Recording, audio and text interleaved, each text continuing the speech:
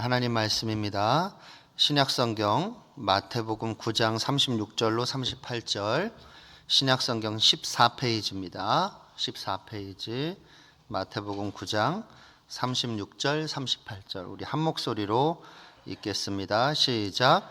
무리를 보시고 불쌍히 여기시니 이는 그들이 목자 없는 양과 같이 고생하며 기진함이라.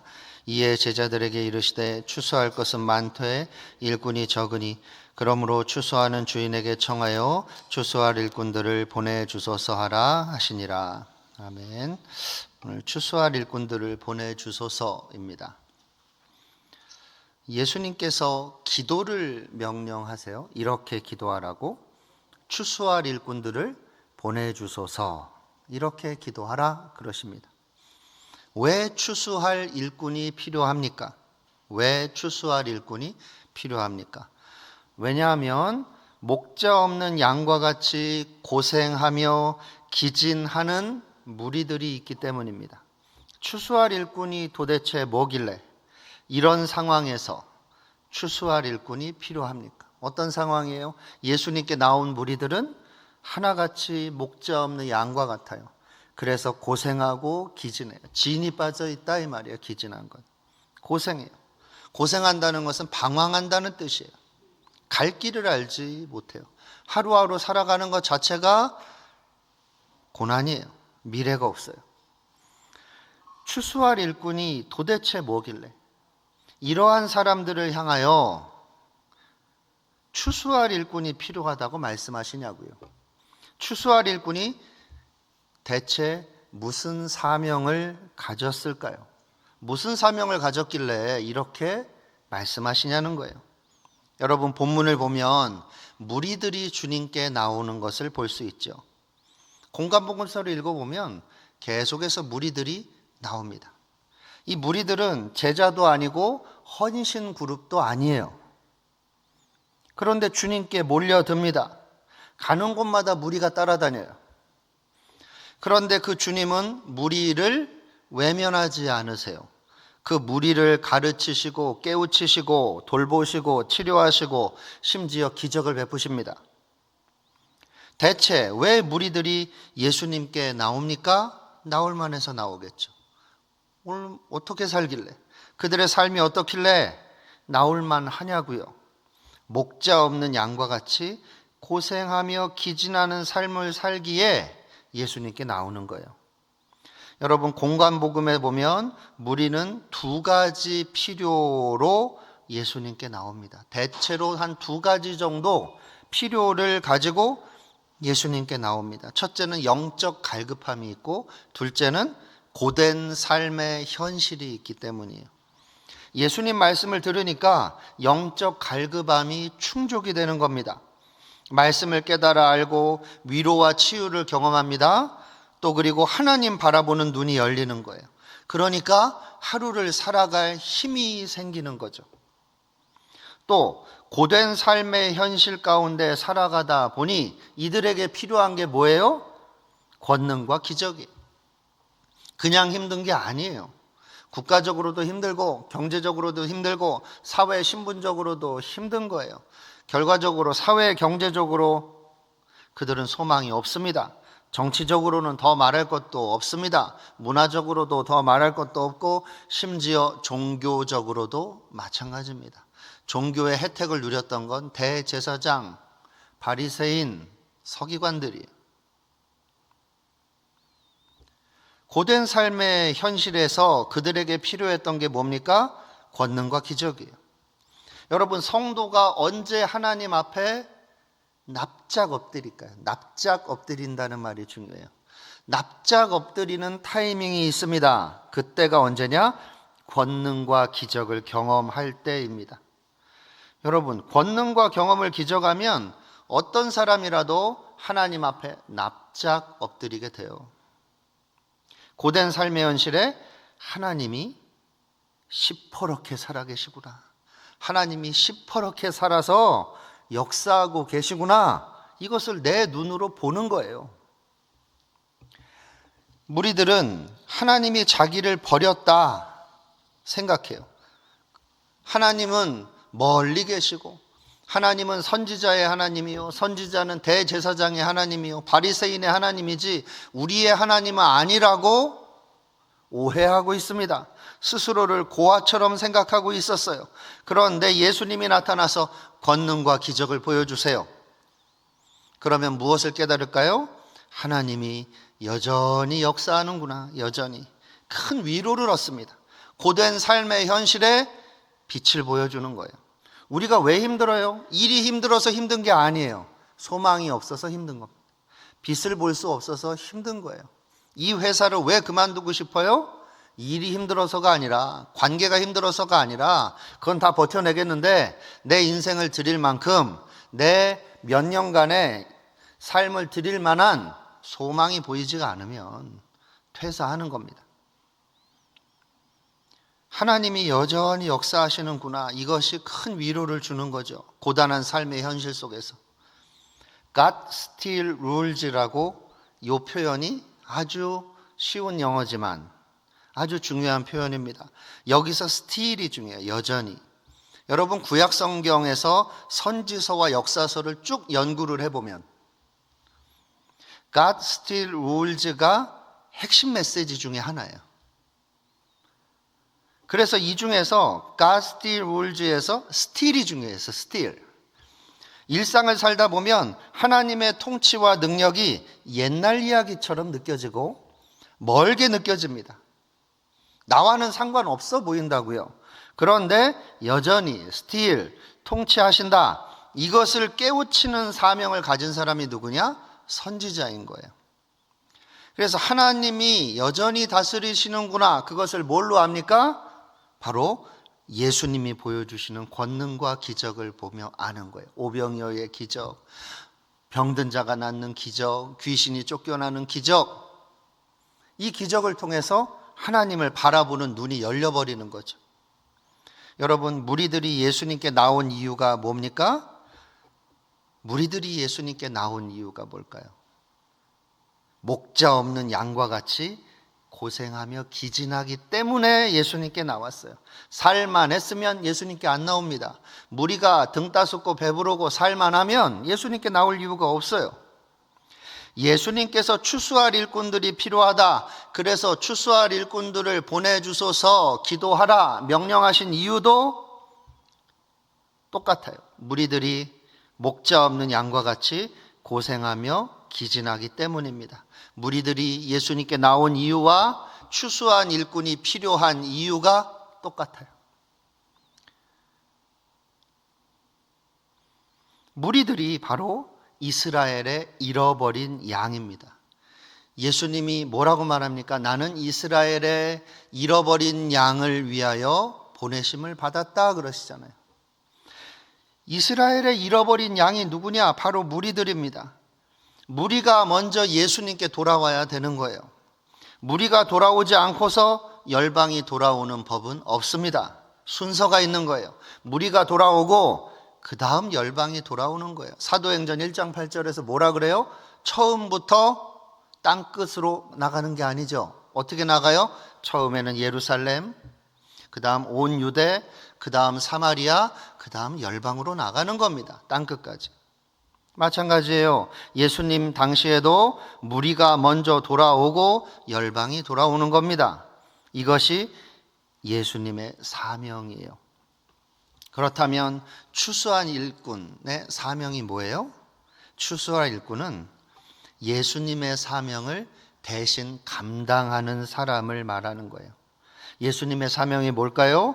목자 없이는 양과 같이 고생하며 기진하는 무리들을 주님께 돌아오게 만드는 거예요.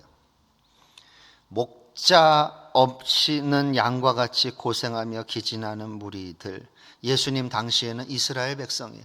요즘 말로 말하면 뭡니까? 교회는 다녀요, 예수는 믿어요, 그러나 하나님을 떠나 살아요. 자기의 삶을 사는 거예요. 하나님의 은혜가 뭔지를 몰라요. 연락을 해도 받지를 않아요. 필요할 때만 가끔 교회를 나와요. 기도를 하는 건지 성경을 보는 건지 알 수는 없지만 자기도 청년부 회원이랍니다. 자기도 이 교회 교인이랍니다.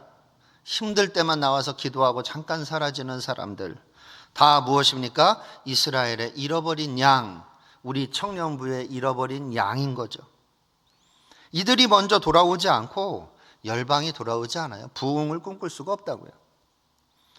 여러분, 예수님의 사명은 목자 없는 양과 같이 고생하며 기진하는 무리들을 주께 돌아오게 만드는 거예요. 그리고 또 한 가지가 있어요. 영육간의 꼴을 채워주는 겁니다. 추수할 일꾼의 사명은 목자 없는 양과 같이 고생하며 기진하는 무리들을 주께 돌아오게 하는데 그냥 교회만 나오게 한다고 되는 게 아니에요. 영육간의 꼴을 채워주는 역할을 해야 합니다. 영적으로나 육적으로나 마찬가지예요. 우리 말씀 하나 찾아볼까요? 마태복음이에요. 같은 마태복음 14장 15절부터 16절. 마태복음 14장 15, 16절입니다. 우리 함께 읽겠습니다. 시작. 저녁이 되매 제자들이 나와 이르되 이곳은 빈들이요 때도 이미 저물었으니 무리를 보내어 마을에 들어가 먹을 것을 사 먹게 하소서. 예수께서 이르시되 갈 것 없다. 너희가 먹을 것을 주라. 지금 추수할 일꾼의 첫 번째 대상자, 즉 추수할 일꾼의 역할을 해야 할 첫 번째가 누구예요? 12제자죠. 이 사람들이 바로 추수할 일꾼의 역할을 해야 되는 거예요. 근데 이들에게 무엇을 요구하시냐? 갈 것 없다. 너희가 먹을 것을 주래요. 예수님을 대신해서 영육간의 양식을 먹일 사람을 찾으시는 거죠. 영혼의 꼴도 먹어야 하지만 육신의 꼴도 먹이는 거예요. 이게 무슨 말입니까? 우리가 누군가를 돕고 그들을 양육할 때 말씀만 가리킨다고 되는 게 아니에요. 커피도 사주고 밥도 사주고 필요하면 야 이거 얼마 안 되지만 용돈으로 써라 하고 몇만 원이라도 찔러주는 게 필요한 거예요. 하나님 나라가 이런 사람들을 통해 굴러가는 거예요. 바로 주님이 찾으시는 그 한 사람, 그가 바로 추수할 일꾼인 거예요. 이런 사람이 주님이 찾으시는 그 한 사람이에요. 추수할 일꾼인 거죠. 우리 마태복음 말씀 하나 더 찾을까요? 24장입니다. 24장 몇 장을 쭉 넘기시면 마태복음 24장 45절 24장 45절 함께 읽겠습니다. 시작. 충성되고 지혜 있는 종이 되어 주인에게 그 집 사람들을 맡아 때를 따라 양식을 나눠줄 자가 누구냐. 충성되고 지혜 있는 종이 하나님 나라에 필요해요. 근데 그 사람이 무슨 일을 하는 거냐? 그냥 사무행정이나 잘 보고 있으면 되느냐? 아니다. 무엇입니까? 때를 따라 양식을 나누어 주어야 하는 거죠. 여러분, 추수할 일꾼은 지혜롭고 충성된 종인데 이 추수할 일꾼이란 사람은 말씀으로 사랑으로 영혼과 육신의 꼴을 먹여주는 사람이에요.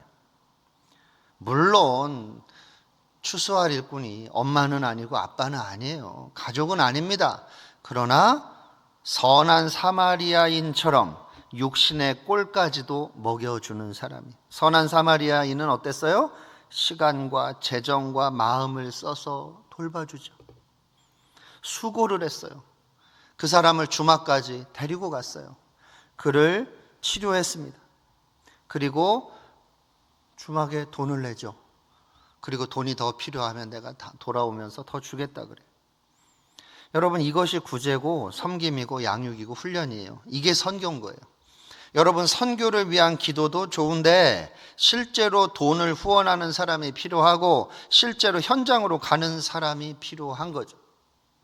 이런 사람이 추수할 일꾼이죠. 결론을 맺겠습니다. 누가 이런 사람이 되겠습니까? 누가 추수할 일꾼이 되겠습니까? 오늘 마태복음 9장 36절로 38절을 통해서 예수님이 구인 광고를 내시는 거예요. 예수님의 구인 광고는 알바몬에는 없어요. 잡코리아에는 없다고요. 성경에 있어요. 성경을 읽고 반응하는 영혼마다 그 사람을 추수할 일꾼으로 사용해 주세요. 추수할 일꾼의 수준이 다 다릅니다. 내 모습 그대로 쓰시는 거예요. 부족하면 부족한 대로, 연약하면 연약한 대로 하나님이 나를 추수할 일꾼으로 사용하시는 거죠. 예수님의 부르심에 응답할 사람을 찾고 계세요. 주님의 부르심에 응답하는 인생을 사십시오. 이 세상에서 사회적 성취와 만족은 다 바람처럼 사라져요. 내가 원하는 직장, 직업을 얻으면 된다고요? 누가 그래요? 여러분, 뉴스를 보면 알잖아요. 내가 원하는 직업을 가지면 내 인생이 행복하고 만족스럽습니까? 결혼하면 된다고 누가 그래요? 여러분, 결혼한 사람들 이야기를 들어보세요. 결혼하고 왜 우울증에 걸립니까? 여러분, 이 세상이 주는 모든 것들은 다 바람처럼 사라지는 겁니다. 친구도 사라집니다. 인정과 자랑도 사라져요. 아무도 몰라요. 그 순간만 지나면 아무도 모릅니다. 여러분 학과 선배 중에 유명했던 사람 30년 선배 기억이나 납니까? 아무도 몰라줘요. 10년 선배라도 알아요? 아무리 학교에서 날고 기어도 아무도 기억하지 않습니다. 여러분, 그러나 하나님이 예비하신 영원히 빛나고 영원히 인정받는 그 길이 있어요. 그게 뭡니까? 예수님의 사명을 내 것으로 받아들이면 되는 거예요. 세상이 주는 사명을 내 것으로 받아들이면 허무하게 사라지지만 예수님의 사명을 나의 사명으로 받아들이면 하나님 안에서 영원히 빛나고 영원히 인정되고 영원히 드러나게 됩니다. 그것이 바로 무엇입니까? 추수할 일꾼으로 사는 거예요. 그냥 청년부에서 직분 맡으면 된다. 나중에 나이 들고 장년이 되면 또 직분 맡으면 된다. 목사가 시키는 대로 하면 된다. 그렇게 살지 말아요. 그렇게 살다 보니 한국교회가 이 모양 이 꼴이 됐어요. 교회에서만 유능해요. 교회 밖으로 나가면 무능해요. 무능하다 못해 한국교회를 망가뜨리는 역할을 사회에서 했잖아요. 여러분, 추수하는 일꾼으로 사세요. 교회에서도 추수할 일꾼으로 살고 직장에서도 추수할 일꾼으로 사세요. 그리고 왜 직업을 얻습니까? 추수할 일꾼으로 살기 위해서. 결혼하는 것도 마찬가지요.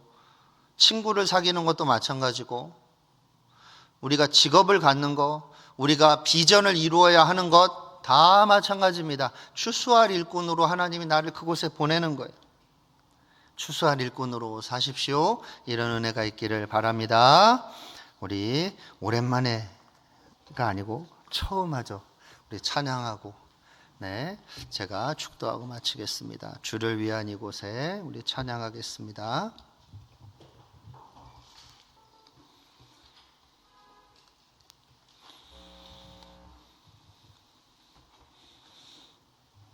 PPT가 있네요.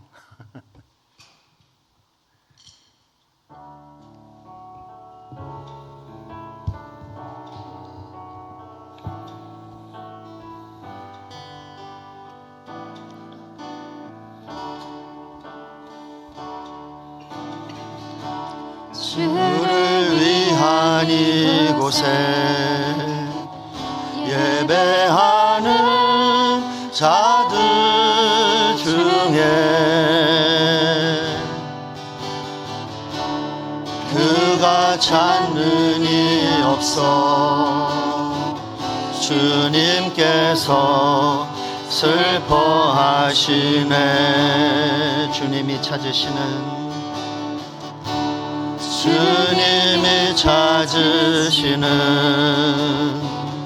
그 한 사람 그 예배자 내가 그 사람 되기 간절히 주께 예배하네. 은혜로 이곳에 서 있네. 주임제에 엎드려 절하네. 그 어느 것도 난 필요 없네. 주님만 경배해. 주내로 이곳에 서 있네. 주임제에 엎드려 절하네. 그 어느 없네. 주님만. 다시 한번 고백합니다. 주를 위한 이곳에, 주를 위한 이곳에 예배하는 자들 중에 그가 찾는 이 없어. 주님께서 슬퍼하시네.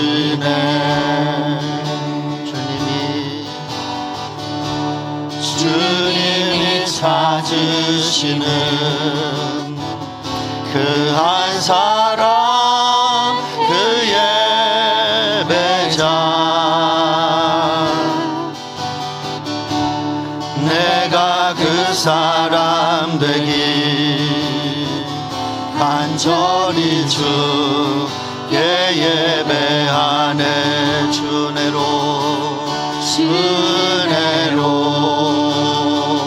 이곳에 서 있네. 주임체에 엎드려 절하네. 그 어느 것도 난 필요 없네. 주님만 경배해. 은혜로 이곳에 서 있네. 주임체에 엎드려 절하네. 그 어느 것도 난 필요 없네. 주님만 경배해. 이제는 우리 주 예수 그리스도의 무한하신 은혜와 아버지 하나님의 영원하신 사랑과 성령 하나님의 역사하시고 교통하시고 위로하시는 은혜가 예수님의 부르심에 응답하는 인생을 살기를 간절히 소원하는 모든 하나님의 백성들 위해 넘치도록 함께 있을지어다. 아멘.